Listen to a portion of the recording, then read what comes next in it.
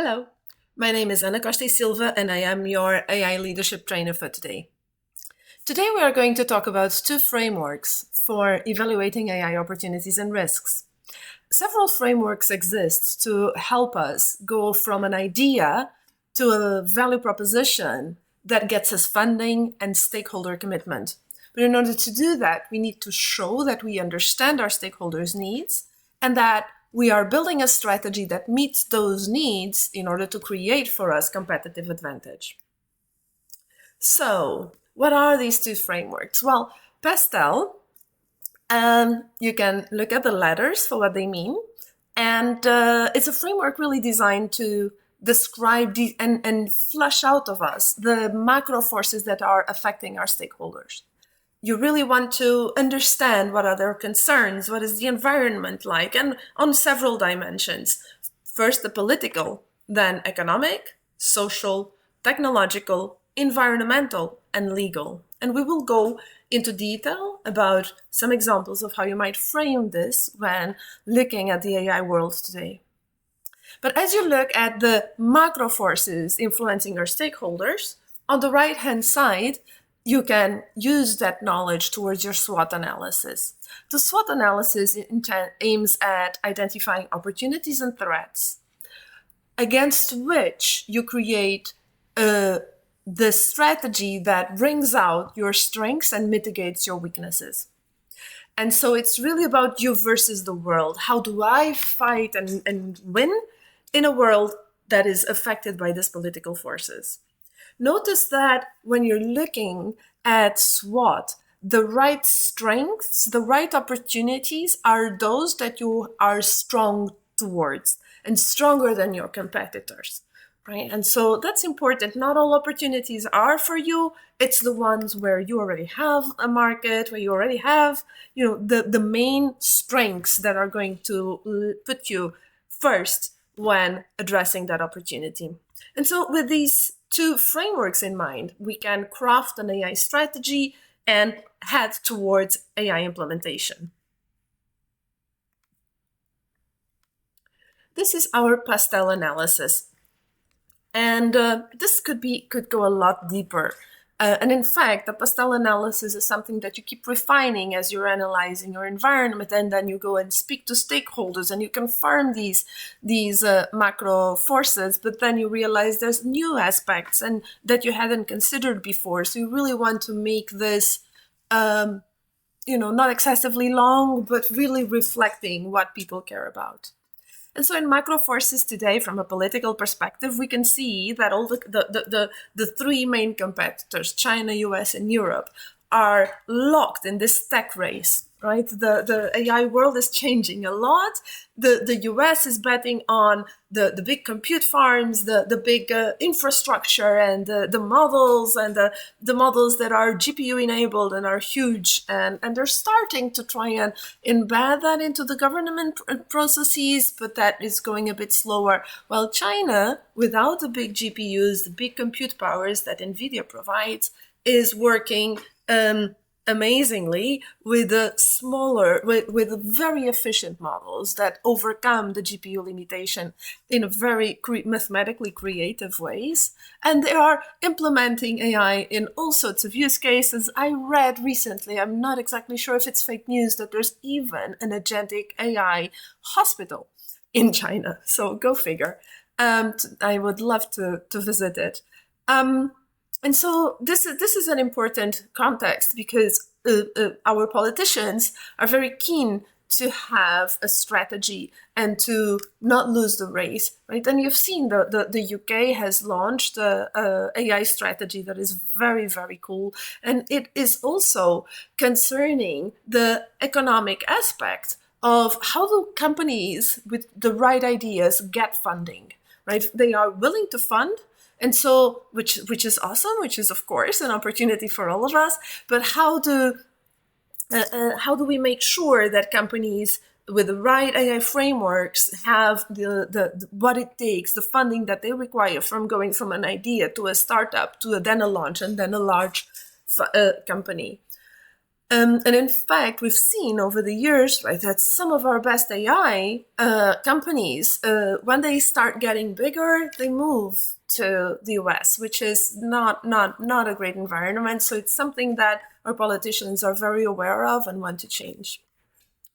But yes, it's a time of economic crisis. The war between Russia and Palestine, and Russia between these two, well, in these two places, keeps going on, and so we are working in an environment with shortened margins, and all excited at the same time about AI and what it's going to bring, and maybe talking a lot about it.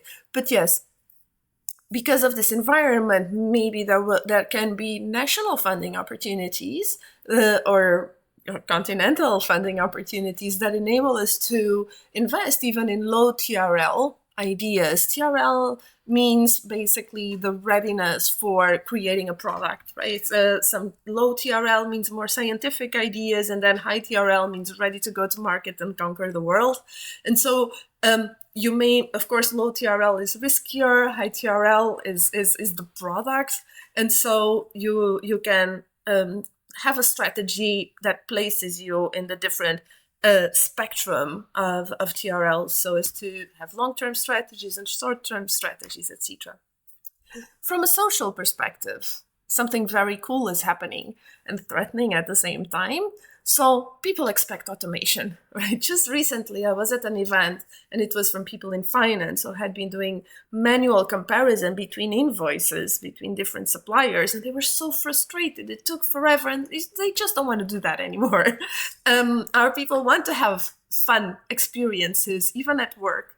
And also, if we're doing that in our firm, then our competitors are spending that time, our clients are spending that time, our suppliers are spending time in inefficient and boring activities. Nobody wants that anymore. And so people at the same time are not only wanting the good stuff, but also getting frustrated if they don't have it.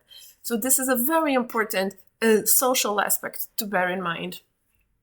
Technologically, there's so much happening, right? So the LLMs have all endeared us. They give us wonderful romantic advice for those of you who have tried. But they do hallucinate, right? And so when you start asking them something larger and more complex that is related to your firm and the way you do things, even when you make a very, very perfect engineering setup, they still hallucinate, which is very upsetting. And so the industry has been progressing towards agentic AI, where you break down the big prompt, the big question to the AI model into smaller tasks that are a lot more observable, that you can measure, and that you can put to interact so as to solve your problems. And this has really very, very nice disruption potential, not just in terms of productivity, but in user experience overall, clients, suppliers, employees. I am a big fan of agentic communication protocols. We won't have a lot of time to talk about it today, but I think they promise true disruption when it comes to, I will talk about it, having an AI agent for your firm negotiate with the AI agent of your supplier in real time, autonomously, to bring you the deal, right? So this is starting. This is here. Actually, Shopify is already starting with this, and others. And so Amazon. And so, yeah, it's very, very cool. And we mustn't forget that AI is not just Gen AI. It existed before. It has been generating millions for a long time. It's what's behind Google. It's what's behind Facebook. And so that old good stuff, you still want to have it in your company, right? Because that has a lot of value. Environmental, we know that LLMs are not green.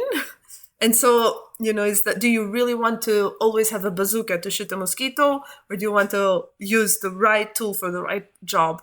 And so sparingly, in a way. Finally, in terms of a legal environment, it's weird. AI regulations are unclear. There's a lot of regulations coming out all the time, but then they're not compulsory, but then maybe they will be compulsory. There are clear rules about copyright, but then nobody implements them, and then those who do, maybe we don't really trust it. There's clearer rules about transparency. If you're speaking with an AI bot, you must declare that you're talking to an AI bot. The person must know at all times that it's not a human. And yes, there's also rules about who makes AI and who uses AI. So different levels of risk there, much less risk for using other people's models, but still. And what we know is for those companies making high-risk models and high-risk AI, for example, regarding critical infrastructures or decisions about people, then you may come to need a certification, which is going to increase costs.